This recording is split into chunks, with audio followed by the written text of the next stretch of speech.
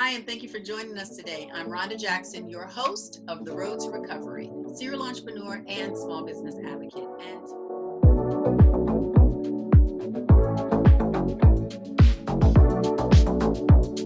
And today, my emerging and established small business owners, we have our pressing duty to do on November 3rd. So George Hanible, the Vice President of Contract Compliance of Dragados, is here to share with us about Prop 16, why it's important to us, and why it matters, especially, maybe George will help explain, in the state of California. So George, welcome to the Road to Recovery. Well, Rhonda, thank you for having me. You're welcome. You're welcome. So will you tell us, just the entrepreneurs that don't know you, what does a VP of Contract Compliance with Dragados do? Who are you, George? Good question. So my job basically is to manage and oversee compliance from the DBE small business, that portion, EEO, so the equal employment opportunity component with all of our hiring of craft workers, and making sure also that all of our business ethics and our internal compliance and affirmative action programs are in place. So in a nutshell, that's it. Okay, so you make sure people do what they say they were going to do. They said they were going to do. Okay. We're compliant. Yes. Compliant. I got it. I got it. So now Prop 16, you and I were having a really, really interesting discussion about how it impacts small business. Yes. And so for starters, I usually like to start the show, let me set the tone, with one word that you would use to describe now. Historic. Say again? Historic. Historic. Will you say a little more? Why'd you pick that word? It's a historic time. We haven't had anything like this before, so this is a mark in our history.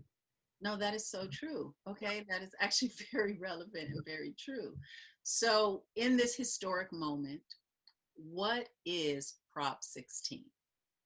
So Prop 16 is a repeal to Proposition 209 that came out and was passed in 1996. And basically it's, the proposition was to abolish the affirmative action program.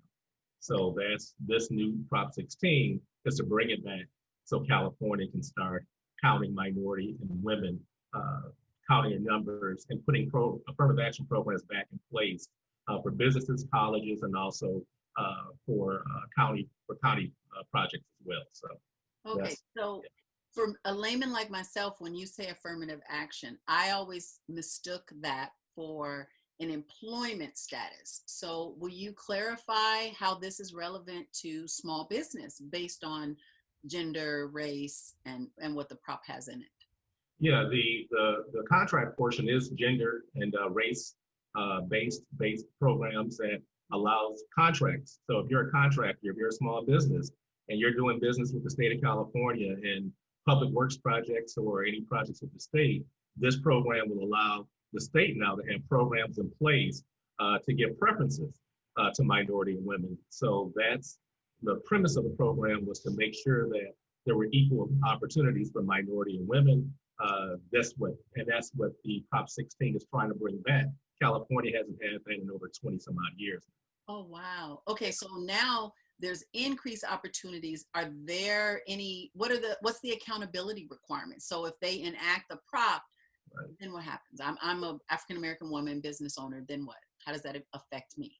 But now as you start bidding jobs, you'll see preferences on jobs. So the state of California would have a 5% preference for women on every project. So whoever's bidding that project, prime contractors or whoever the case may be, they then will have to go ahead and show that a percentage of that contract did in fact go to women and minorities.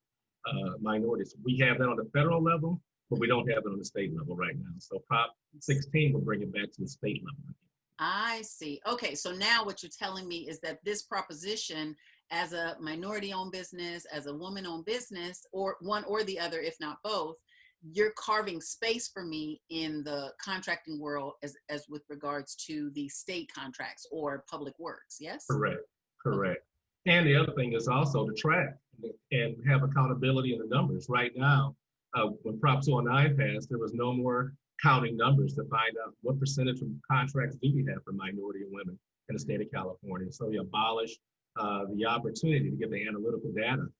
So right now, we just don't know what our numbers look like. But with this passage of 16, we can now generate numbers and see where we are as far as the state from minority women contractors, which is important. Right. So you've been in this business for a lot of years.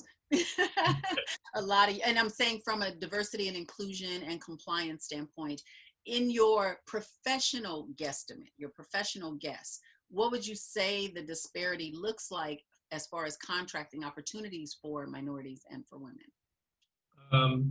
Just from my standpoint, I'm a Prop 209 business person, so I was around in the early part of the 90s, and I would tell businesses, you got to be vigilant and understand these propositions and understand what these rules and regulations look like. So I tell every business, the one thing you have to make sure is that your position, make sure that you are certified into the right agencies and making sure that you understand what that certification actually carries.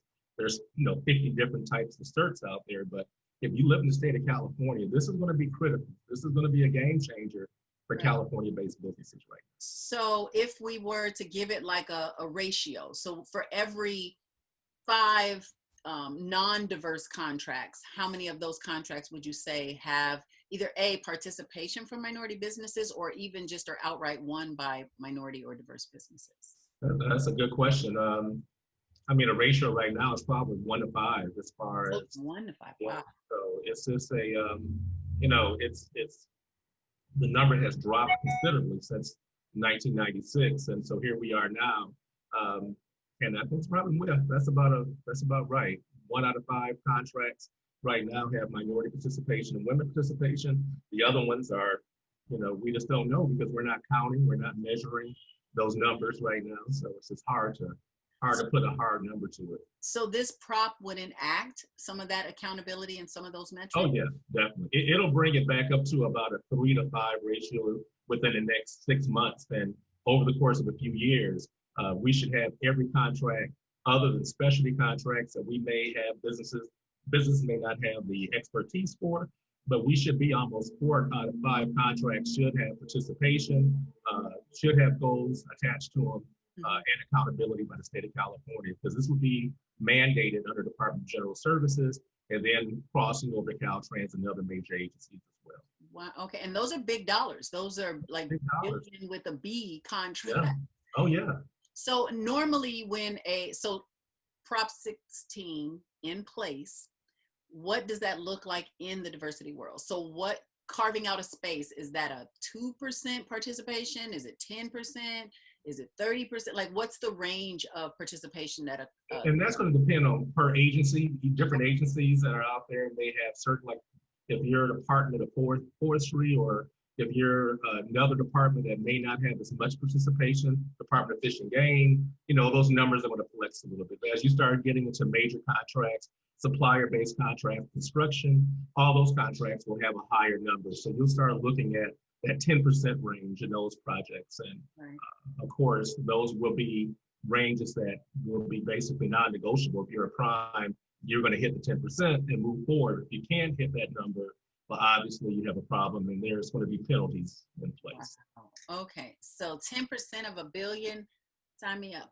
20% of $1 billion. $100 million is not bad. So yeah, no, I mean, and honestly, but this is just in what's reserved. That doesn't mean that minority and diverse businesses can't compete for other portions. Yeah, I mean, you can compete for other work. I mean, this is all based on the state of California work. So, I mean, there's going to be contracts with federal funds that basically supersede what we're talking about with Prop 16. Right. But the state of California is just saying that we are now going to have an affirmative action program. We are going to have accountability on all of our projects, making sure that those numbers are going to be met by contractors. And even the state, who will contract out to you directly, they're going to impose this affirmative action program within their agencies again too. So that's going to be, I think, the biggest impact is that you now becoming a first tier sub now to the prime or to the agency, and that's going to be, I think that's going to be the biggest impact that's going to be from Prop 16. So the availability even of direct source opportunities. Oh yeah, that's going to be 45 to 50% of the contracts in California are directly from smaller agency to you. I see. As a small business. No, this is wonderful. Okay, so then what do I have to do? So I'm a small business. I understand. I want to be counted in that pool. I want to be recognized. I'd like some space carved out for me in these larger contracts. What's one thing that every small business, every minority woman-owned business should do today? Educate themselves. Be educated. Okay. I mean, I know there's other things you can do, but if you aren't educated on this process and understand what it means, you know, he'll pass you by as he did in 1996. Yeah. So we tell people to educate themselves. You know, a vote yes on Prop 16 means that yes, we want to repeal the decision in 1996 to bring back affirmative action.